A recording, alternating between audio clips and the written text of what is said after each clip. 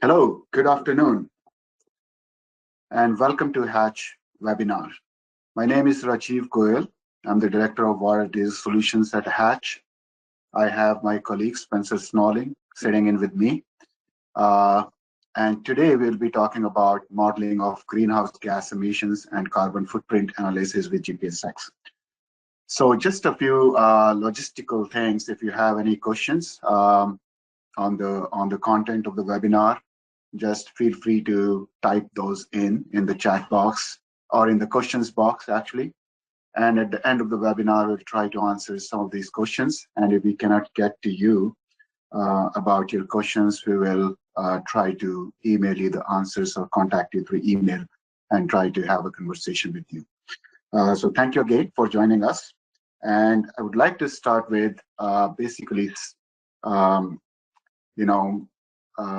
some of the introduction about the importance of greenhouse gas emissions in present day situations. We all know that we are in a climate crisis, and there is a real urgency to control and reduce carbon emissions from all of our activities. So according to 2016 Paris Agreement, there is a real urgency actually to keep the temperatures within the 2 degrees C increase above the pre-industrial levels, and even possibly reduce it to 1.5 degrees C so that we can have a sustainable future, basically.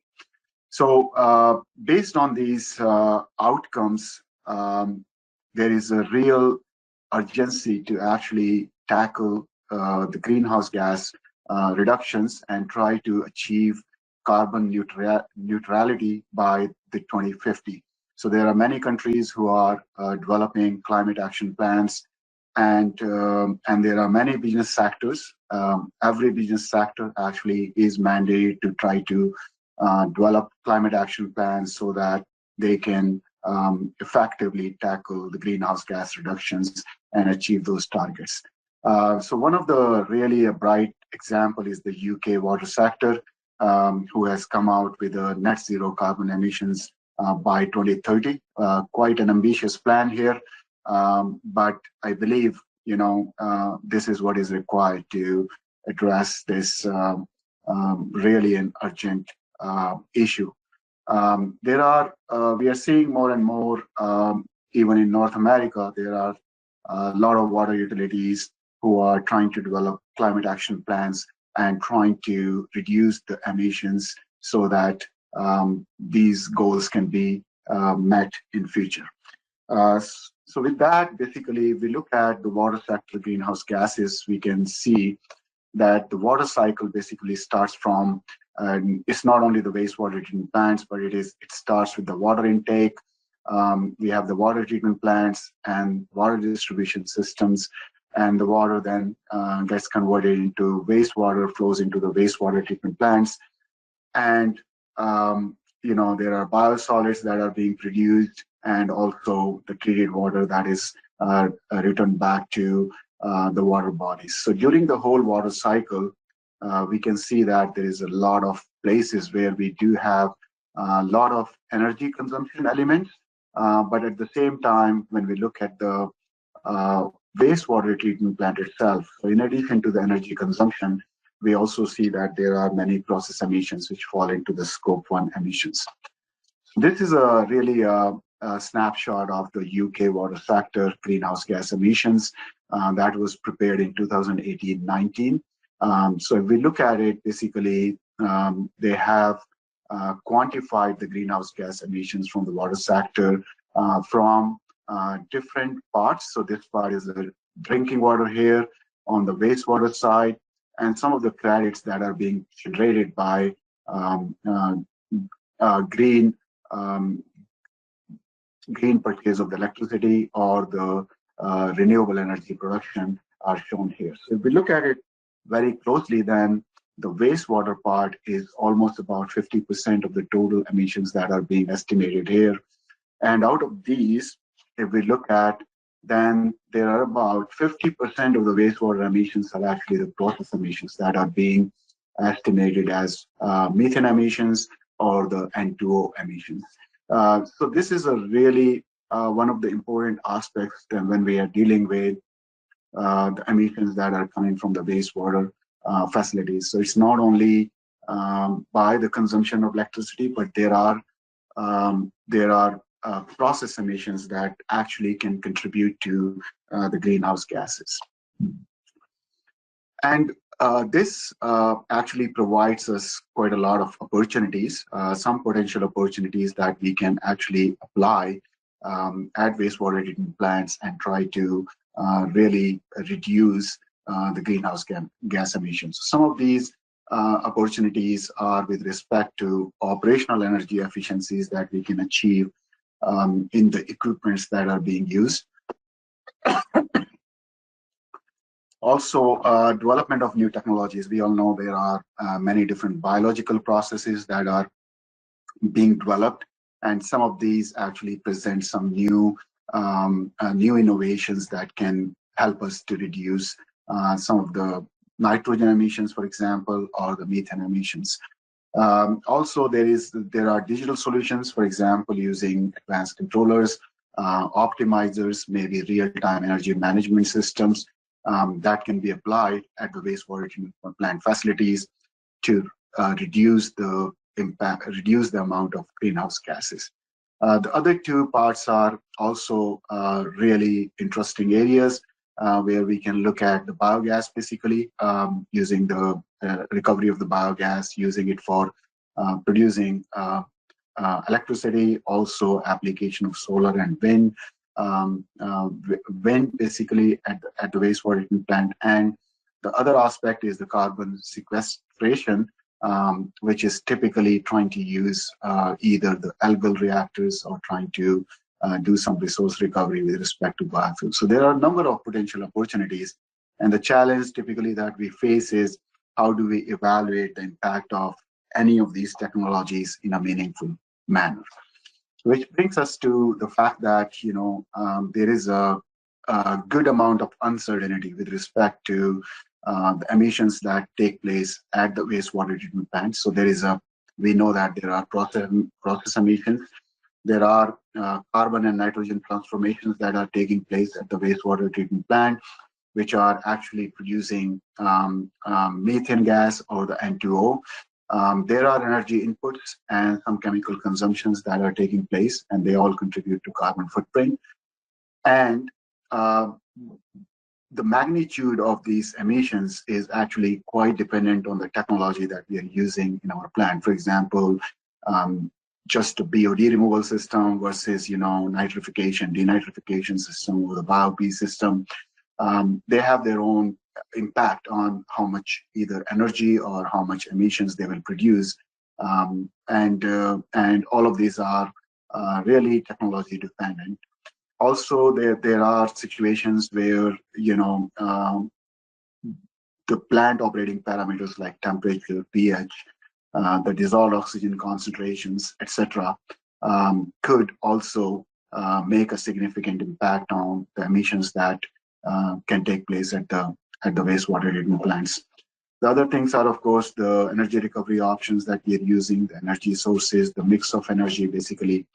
And one important aspect that I want to highlight is that when we are talking about the energy sources like electricity, for example, every region has, during the day of the time of the day, basically the mix of that energy is changing. And actually, there could be different emission factors that could be attached to that electricity that is being produced. And there are actually, there is real-time information that is available with respect to the potential footprint of the energy that is being consumed at the plant. So it's changing on an hour-to-hour basis, and that could also affect the emissions that take place at the plant.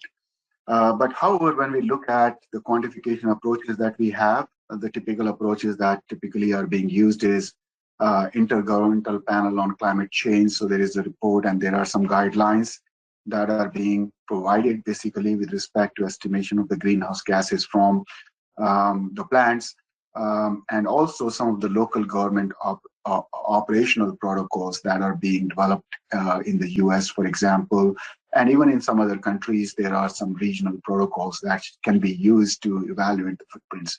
So these approaches typically are based on emission factor-based approaches. So there are, for example, some specific emission factors that are dictated for a certain kind of a plant, and those are being used to estimate very high-level estimation of the carbon footprints or the emissions from a plant. So this is really a top-down approach where you know, for example, your flow rates, and then you apply the loadings, and then you apply these factors, and then you come to a number.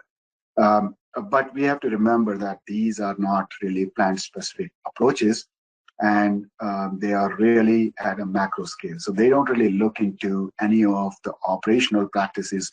They do not really look into any of the treatment technologies. So they are kind of not really as much representative, and they cannot also provide us any answers with respect to what and how we can mitigate the emissions from our treatment plants. So these are some of the challenges, and we believe the modeling basically can provide a good answer to these kind of questions. And we know that the process models are there. Basically, they have been in use for the plant design and optimization for a long period of time, and they essentially contain a large amount of information that we could use to actually estimate the greenhouse gas potential from each one of these plants. So these are really the plant-specific, they are technology-specific, they are operation-specific footprints that we can get, and we can use these models to really evaluate what would be the effect of, for example, a technological change or an operational change, what kind of changes we can expect with respect to the greenhouse gas emissions. So in our opinion, the modeling can provide a really common framework to evaluate the effectiveness of operational and technological changes in reducing carbon footprint for the water and wastewater treatment facilities here. So I'm going to now get into a little bit about what we have in GPS-X, just to give you an idea how you can use GPS-X to model the greenhouse gas emissions in for a given wastewater treatment plant. So we developed this greenhouse gas model, which is implemented in GPS-X quite a while ago, actually, and it has been there for quite some time. And it is a standard feature. It's a standard library that comes along with GPS-X that you could use for this particular purpose. And some of the key points, basically, of this particular model. So there is a specific model called Mantis 3 model, and we are calling it like carbon footprint model, which does everything that our standard Mantis 2 model does, but at the same time, it also has some additional things or additional modules that can help us in estimation of the greenhouse gases from the wastewater treatment plant. So here, I guess some of the key points that I would like to highlight is that we have broken down the greenhouse gas model so that we can evaluate Scope 1, Scope 2, and Scope 3 emissions from these facilities.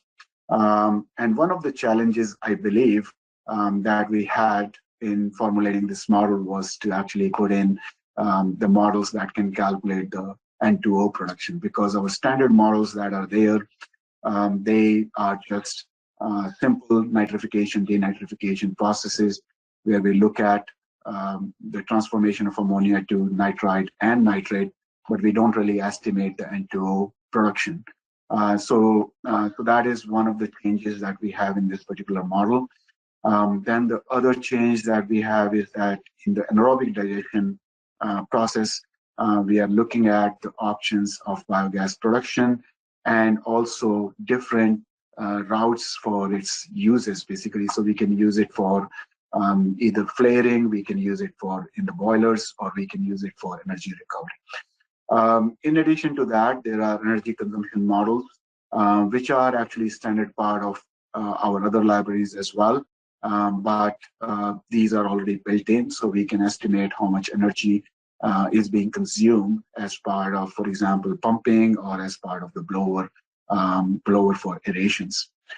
Some of the other factors that we have is we have the regional electricity emission factors. So for a given, for electricity that is being utilized, we could use the E-grade emission factors that come from various parts in North America, but the user can also specify their own emission factors associated with the electricity uses for a certain geographical reason.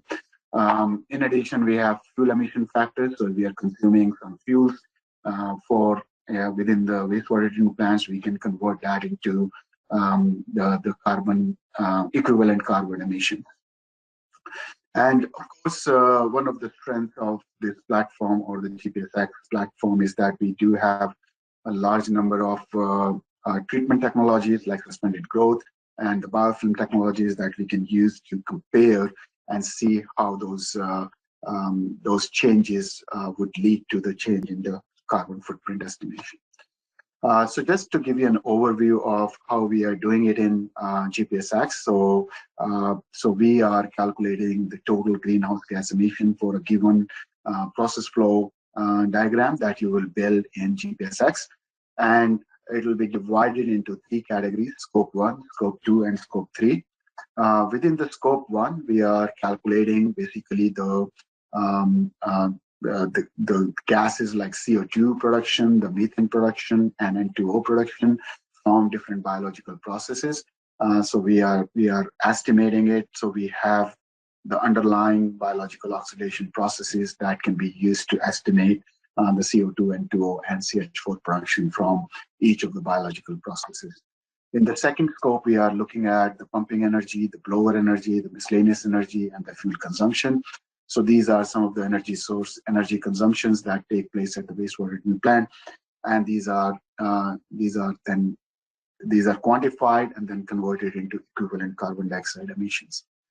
The third part is the material emissions, where we use the chemical uses, for example, or the material use, and the transportation. So we have implemented this for some of the unit processes that are there in GPS-X, and they are typically a smaller part of the scope 1 and the scope 2 emissions, but they can also be quantified in GPS-X. So to do all of this, basically what we need to do is we need to look at how are we going to quantify the gaseous emission from the processes. The other one is how we are quantifying the energy and how we are doing it for the material emissions, material-based emissions. Just to show you, basically, this is very standard diagrams, and this is nothing new, but we do have the biological oxidation processes in GPS-X, where an organic substrate can be either oxidized aerobically, in which case it's going to produce CO2, or it can be, it can be oxidized under anaerobic condition, in which case it is going to produce CH4 and CO2. And from the gas liquid, the gases are basically stripped out, and they are put into the gaseous phase, and we quantify what is that gaseous emissions coming out from the biological reactors. So this is quite a simple scheme here.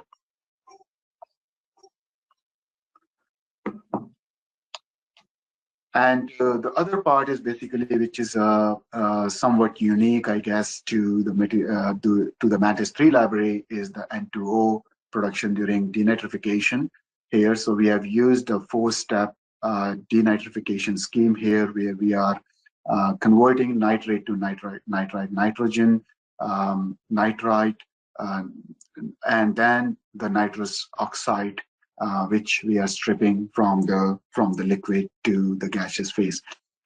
Also, there is a consensus in the literature and in the scientific community that there is an N2O production that takes place during autotrophic nitrification as well. So we have used some of the published models, and based on those models, we actually have the kinetics that basically utilize the ammonia and the nitrite, and through that route, it can produce the N2O basically in the system, and that gets then stripped out. So essentially, the model takes into account the nitrous oxide production during nitrification and denitrification as well. The other part is the energy emissions, and in this case, we are estimating the pumping power that is required.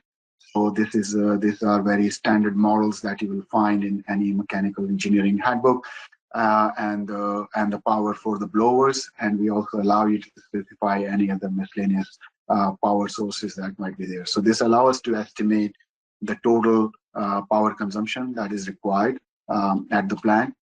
And then we use that power consumption and then multiply or convert that into an equivalent carbon emission from consumption of the electricity. So in this case, what we are doing is we use the energy, the power consumption multiplied by a factor, which is a electricity intensity factor. So there is a CO2 intensity per kilowatt hour, or CH4 intensity per kilowatt hour, and the nitrous acid per kilowatt hour here. So that factor is then used, and then we also multiply it by the conversion factor for methane to CO2, basically, or the nitrous oxide to the CO2. And once we do this summation of different gases and convert them into the CO2, that becomes our scope 2 emission here. So this is kind of very high level overview of how we do it in GPS-X with respect to quantification of the greenhouse gas emission from the wastewater treatment plant. One other thing that I want to mention here is that when we look at this organic substrate that is coming in, and we say that this is going to get converted into under aerobic condition to CO2 or the methane gas. So in this situation, essentially, one other factor that needs to be considered is whether this organic substrate is biogenic versus non-biogenic. So typically at a municipal wastewater, we assume that this is a biogenic source of carbon, and therefore this carbon that is being produced, actually, even though we quantify it in GPS-X, we also provide an offset or a credit for this particular biogenic carbon. So essentially, we estimate the amount, but then we provide the same amount of credit so that the net emission, carbon emission from an organic substrate that is of biogenic nature is zero, basically. So so essentially, if our carbon that is coming in is biogenic in nature, then we can almost neglect this CO2 that is being produced due to biological oxidation. But however, since the methane gas is 25 times or 28 times basically of, or it has a higher intensity, so any methane that is being generated is actually, even though it could be of biogenic nature, it could still be contributing to the carbon emissions, and we need to check that out. So that's one important factor. And the other factor is that we have implemented several energy recovery offsets. So we could actually use the gases that are being produced. We can take it to flare, or we can basically take it for the boiler, and we can produce some heat that can be used for heating the digesters, reducing the fuel demand for heating digesters, which can be used as a carbon offset. And the other part is the CHP, basically, where we are producing both heat and electricity. So when we are producing electricity, we can actually have a reasonable amount of credits or offsets that can actually make the carbon footprint of an aerobic digester actually almost zero or even negative. So we are going to show you some of those examples here. So I would just now jump into a desktop demonstration and show you how you can use GPS-X for developing your layouts and do this kind of studies. So let me just open up this one here. So if you are a user of GPS-X, then you might be familiar with this interface. So first of all, let's look at the libraries here, and we can look at, there is a carbon footprint library. So if you have a GPS-X license, if you click on library, you should be able to see this carbon footprint, carbon, nitrogen, pH, 93 library here. So we click on this, then it changes to carbon footprint library here. And before I show you a layout, I would like to show you some of the global settings that we have in this particular platform. So if you right click on the system here and go to input parameters, you can see there is a carbon footprint, additional menu items that we have. And these are the places where we are going to make some global settings for setting our carbon footprint model. So some of the information that we need is basically what are the CO2 equivalents for methane gas and nitrous oxide. And of course, I mean, these factors have been taken from IPCC, but depending on the time horizon that you're looking at, sometimes these values are somewhat different. So you can actually come in here and then change those values as according to the requirement that you have. The second part that we have is basically the greenhouse gas emission factors for the electricity. So for these factors, we collected from EPA e-grid factors, but of course, these factors keep on changing all the time. So so it's possible that the values that we have in the database might be a little bit different than what are the new values, but you have the option to actually change those values. And this one, if you're working in a specific region, then you can actually come here and you can select any of the US regions or the Canadian region, or if this does not fit into the geographical area that you're lying in, then you can choose something different here. And also, you have the opportunity to actually come and change these values based on the latest information that you might have from your region. So it's very easy. And again, I would like to say that these values are right now they are like they look like a single value, but as I said, if you have these values changing in a dynamic fashion, then you can actually feed in that dynamic information into GPS-X and then see how the overall effect on your carbon emission is. So this is the place where you will come and change all of those stuff. The other part is basically with respect to setting up whether your carbon is coming from non-fossil or the fossil carbon. And typically for municipal wastewater treatment plants, we take that this is all coming from a non-fossil or it's a biogenic carbon.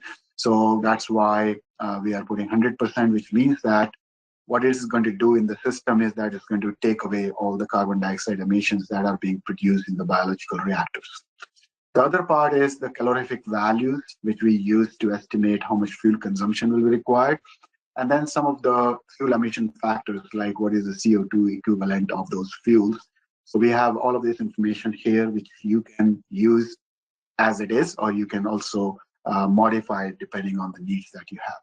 This is the first step or the first place that where you will come and change your global settings. So the next thing is, let's look at a layout here, basically. And I have a layout that we prepared for this particular webinar. Here, I'm going to show you this is a MLE process. So we have primary clarifier, an oxy tank, an aerobic tank, a secondary clarifier, and the sludges from the primary clarifier and the secondary clarifier are being diverted to a thickener. And then they're going to a digester. We dewater it, bring back all the recycled lines, and then dispose of the sludge. In this particular case, there is not a huge amount of setting that we need to do to make it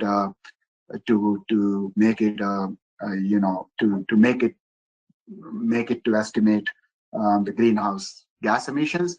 But there are some additional settings that we may want to put attention to. So first of all, if I am in the aerobic tank, for example, I can look at here. There is what is going to affect here is basically some of the items that we have in the operating cost menu, in which we say what are the efficiencies of our blowers, for example, or our pumps. And for example, in this case, there is internal recycle pump. And what are the other miscellaneous sources of energy consumption? So we would like to you to take a look at it and set it up so that we have the right efficiencies of the equipments that we are using. And then based on those efficiency factors, it's going to estimate the energy consumption that we expect to take place in this particular unit process, and then convert it to equivalent carbon dioxide emissions.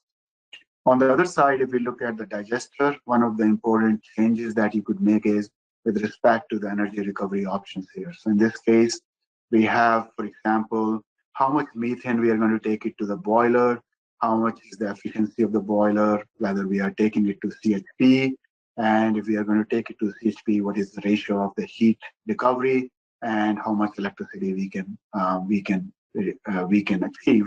So all those factors we can set it up here. Also, there are some other options where we are saying whether it is released to the atmosphere, which is typically not the case. Either we flare it, but if there is a, if there are no really good measures at the plant and you basically, if there is a leakage in your digester and the gases are just going out into the atmosphere, in those situations, it is likely that some of the gases might get into the atmosphere without actually being flared. So, so those are some options that you could look at here, and you can set them up basically. The other part is basically for the transport truck here, we do have some models, which are the carbon footprint models, where we are actually looking at how much fuel consumption will take place if you were to make some round trip from, take the sludge from here, haul the sludge and take it to the landfill facility, how much fuel consumption will take place, and what would be the equivalent carbon footprint of that. So those kind of things are included here. And if we were to have a chemical unit process here, then we would also estimate the associated carbon with that chemical feed, and we could include that in our layout. So those are some of the settings that we typically need to run the greenhouse gas model here. And I'll just show you a few simulations that we have done here. And for example, this is a greenhouse gas estimation for this particular plant. We are estimating scope 1 emissions. There are offsets, and this is a net emission here, scope 1. There are scope 2 emissions, scope 2 offsets, and the net scope 2 emissions, and some of the scope 3 emissions here, and the total emission, total offsets, and the net total emissions. So we have different scenarios here. So in this scenario, what we are doing is we are looking at, for example, if we were to release all the methane gas from here, what would be the footprint basically, which is of course not a typical situation, but it's just a hypothetical scenario. And sometimes maybe a valid scenario if we are taking this sludge and disposing of, for example, in the landfill where most of this will get converted into a methane. And if these are not managed landfills, then that methane actually get into the atmosphere. So, so what happens when we actually take all of that sludge and then release all of that methane? So if I were to just run a very simple simulation here, it's a steady state simulation. We'll see that the emissions that we are calculating is it's about 1,154 tons of carbon dioxide emission equivalent per year. And if we look at the makeup of this, basically, then quite a lot of this is being produced in the aeration tank, and we will look at it how this is coming. So there is a menu here which is called carbon footprint. So we can look at each and every unit process and try to identify what are the sources of emissions here. So in this case, like I said, this is a scope 1 CO2 emission. So this is 295 here. And there is not much methane we expect to be produced here because this is mostly aerobic and anoxic, but there is a small amount of methane that we are seeing here. Also, the N2O production is taking place, which is contributing a large amount. So if we look at the scope 1 emission, total emission of the scope 1 is 632, out of which there is CO2, which is 295. But since this is biogenic carbon, we take the offset for 295 here. And that's why the net carbon footprint that comes out for the scope 1 is generally contributed mostly by the N2O here. So that is what happens for the biological reactor. And for the anaerobic digester, if you were to look at what is the carbon footprint makeup here, then we will see that quite a lot of this is coming from the methane gas itself that is being released into the atmosphere. There is some offset that we are taking with respect to the biogenic carbon here, but it's not. It does not really lead to a huge offset. So there is still a large amount of methane gas that is being released and contributing to a large amount of emissions here. So that's kind of analysis that you can do. And then, of course, if I were to just say, okay, if I just improve this and flare all the methane that is being produced, what will happen? So this is a second scenario where we are actually going to take all of that methane and actually flare it, which means that all the methane is going to get converted into CO2, and we can actually, reduce the overall emissions that is taking place from this. So immediately you see that methane gas that we were releasing that was contributing around 700 tons of CO2 emission, that has now got reduced to 495 here. So this means it has a huge impact just actually even producing methane gas and flaring it rather than just letting it go into the atmosphere. So that is kind of the thing, and we can also look at what happens when we take it to a boiler, for example. So in this case, if we take it to the boiler, then in this case, essentially what happens is we could offset some of the fuel consumption that was taken for heating the digester, but it's not a huge significant amount, but it does reduce the carbon footprint by a little bit more here. But if I go, for example, and try to look at a scenario where I'm implementing a CHP scenario, and if I run the model, then I would see that I have reduced it by another 100 tons of CO2 basically. And this happens because now I'm producing electricity. And if I were to look at the footprint of digester itself, then I would see that my actual footprint for the digester is actually negative, which means that I'm actually producing electricity and taking an equivalent credit for that. And then that is leading me to actually reduce my carbon emissions from the plant.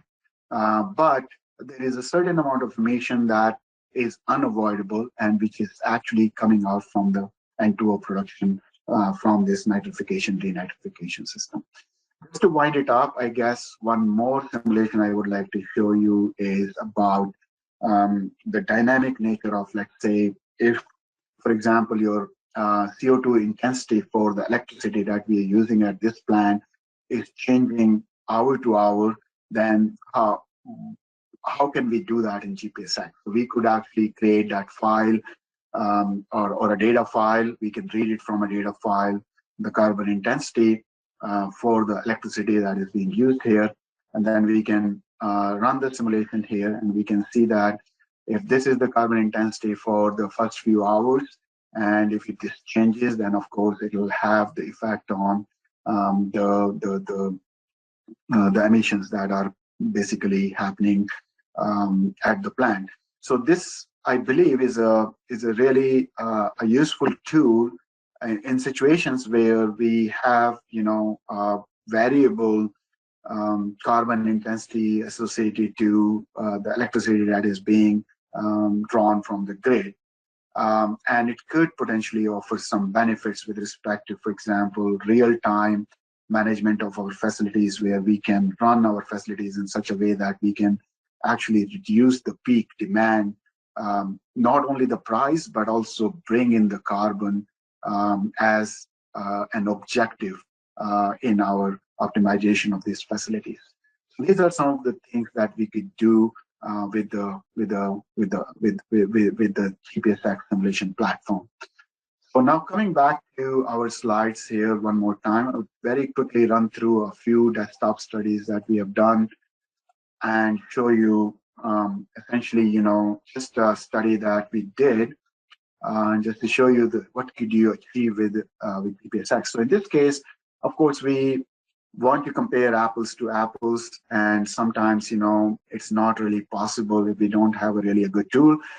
So in this case, what we try to do is it's always a question in everybody's mind: how effective are BNR processes, and what could be the change in the carbon footprint when we go from carbon removal to, let's say, nitrification, or if we go for denitrification, remove the nitrogen, or if we go for biological phosphorus removal systems. So all those questions can be, we can evaluate those kind of different kind of configurations and try to see what could be the impact, what are the factors that we need to take into account while planning, designing, or operating these facilities. The second question that comes to our mind is, of course, when we are developing new technologies, how are these technologies? Are they carbon effective? Can they contribute to the goals of carbon reduction, basically? And all of these things, the modeling platforms can provide a good, platform for evaluating those kind of things, apple to apple, because then we can compare them to achieve the same treatment objectives and try to see how these different technologies are going to behave. And the third group is, of course, valid for different type of biogas recovery options. We could even enhance it further to include maybe other resource recovery facilities, resource recovery technologies that can be then used for generating more carbon credits at the wastewater treatment plant facilities. But in this case, I would just show you, this is a group 1 where we studied some BNR processes, and the group 2 where we compared a couple of few technologies here, and the group 3 where we looked at different energy recovery options. So just some assumptions.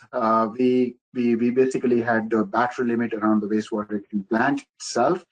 The carbon in the wastewater was considered to be biogenic in nature. And then we didn't really include, the electricity consumption that takes place in the utility buildings, in air conditioning, or so those kind of things were not included basically in the calculations here. Also, we assumed the carbon equivalent for electricity based on the US national average that I just showed you. And also we use the default nitrous oxide production kinetics in GPS-X model to actually look at that stuff. And one other thing is that we didn't really include the nutrient recycle from solid treatment processes while comparing, those different configurations in group 1 and group 2. So just a very high level here. So here on the bottom, you can see there are various different configurations. The first configuration is carbon removal, where we have no nitrification, which means that we are running the system at a very low SRT, and there is no primary clarifier. The second one is carbon removal and with nitrification, and there is no primary clarifier here. And in this case, the third one is carbon removal and nitrification with primary clarifier. And the fourth process that we looked at is the carbon nitrification and denitrification. And then, of course, going to BioP, and another BioP where there are stricter requirement for the affluent limits, and this is with adding extra carbon, external carbon source. So as we can see, like this, we can concentrate on the net emissions here. We can see that if we are just doing a very simple carbon removal process, we are not actually going to generate any nitrous oxide in the plant within the boundaries of the wastewater treatment plant. And our energy consumption with respect to aeration are also very limited. So actually it produces a very low amount of carbon footprint. But if we were to go for nitrification, then we actually starts to produce nitrous oxide, and that actually increases the footprint. We also need to run our system at a higher SRT, and that increases our aeration demand as well. So as we go here, then in this case, this reduces because we are removing part of the nitrogen in the primary clarifier, and we are also removing part of the carbon. Actually having a primary clarifier and diverting all of that carbon to anaerobic digester could actually provide a good benefit. So now if we go for nitrification, denitrification, then we also see a little bit of increase, because during denitrification, there is some additional nitrous oxide that is being produced. And then we go to BioP plants, 4-stage plants. And here, I guess we gain some benefits with respect to aeration itself. But when we start to add more carbon into the system to achieve higher denitrification and BioP, then we start to lose that advantage, and our carbon footprint starts to go up. So by the way, these numbers are just numbers which are represented as kilograms CO2 per meter cube of wastewater that is treated. So again, looking at what makes up of these emissions. Here we say that net scope 1 emissions. So this is mostly energy consumption here. When we go for nitrification, then there are process emissions which contribute a large amount of this. The energy consumption, not as much. So we can see that the energy consumption stays quite similar throughout the system. And in fact, for denitrification system, since we are using nitrate as an electron acceptor, reducing our oxygen requirement, we actually gain some additional value there. But at the same time, there are some process emissions which are actually much higher. And if we start adding carbon, then that itself starts to contribute to the overall carbon footprint for these facilities. And this is very interesting, actually. Here we try to compare our traditional MLE configuration versus MABR, which is a membrane-aerated bioreactor, a new technology that is being introduced in the marketplace, and the MBBR, which is a moving bed bioreactor system. And we looked at the carbon footprint here, and surprisingly, it appears that the MABR system could be quite effective, actually, in reducing the overall emission from the processes, which means that, first of all, they are more energy efficient. And the second thing is the nitrous oxide production from this system seems to be much more controlled or limited than the other systems like MBBR.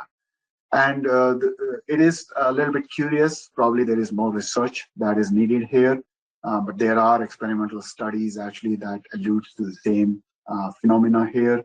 And we believe that this is probably because of the nature of the biofilm that grows at the MABR and MBBR.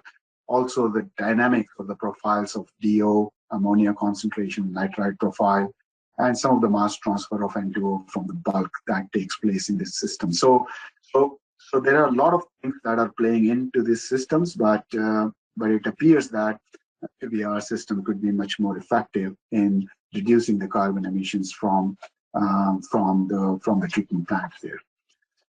Again, here, as I said, the process emission seems to be much lower. On the other side, the MBBR seems to produce actually much more nitrous oxide, which adds to the total footprint, carbon footprint of this technology. So other thing is, this is a group 3 where we looked at some of the energy recovery options.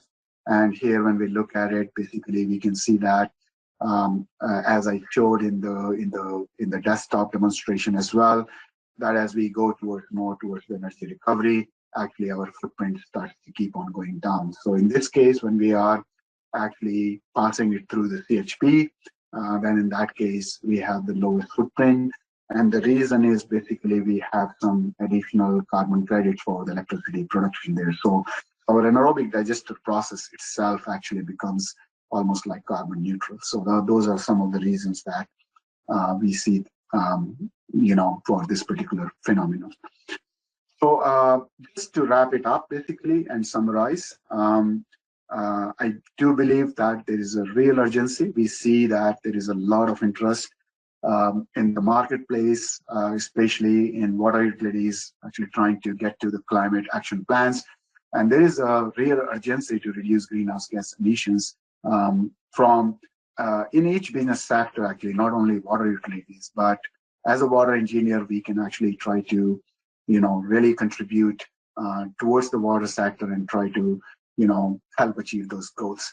And one of the things that we do believe is that GPS-X process models, they provide really a systematic framework to evaluate apples to apples, basically, some of the different greenhouse gas reduction options, whether you're looking at different technologies, whether you're looking at different control options or energy and energy recovery options. They provide you really a good way to actually evaluate it in a really a kind of an objective way, rather than just using some emission factors and trying to come to some kind of conclusions.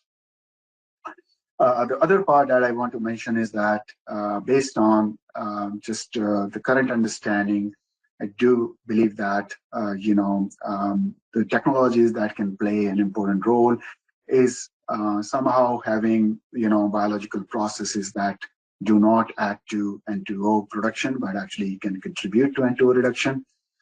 Those could be really helpful technologies. The other one is, of course, energy efficient aeration, whether we are looking at, for example, improving our aeration grade, or we are looking at our biological system, or using some innovative ways of aeration that could reduce the energy, that could go a long way.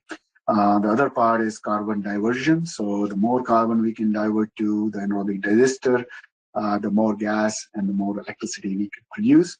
So those kind of options are really good. And of course, the other part, which could probably be quite contrary to the expectations of nutrient removal, is the minimization of external carbon sources that we have to use. So these are some of the high-level ideas I believe that could be utilized in wastewater facilities for carbon reduction. The other aspect that is quite interesting and I believe could be really useful is the potential application in real-time plant operational optimization. So the example that I showed, where if we have a pre-knowledge of the future energy composition and using that energy consumption, trying to really, run our plant so that we can try to bring down the peak or reduce the peak at the plant, and try to, take advantage of those fluctuating energy mixes that we are utilizing at our plants. So those are some of the items or beliefs or some of the outcomes of this this study, and I hope that you kind of get something out of it and understand how you can use GPS-X basically for evaluating carbon footprints for your facilities. So with that, I would just stop here and pass it on to Spencer to give you some updates on what's going on at Hatch.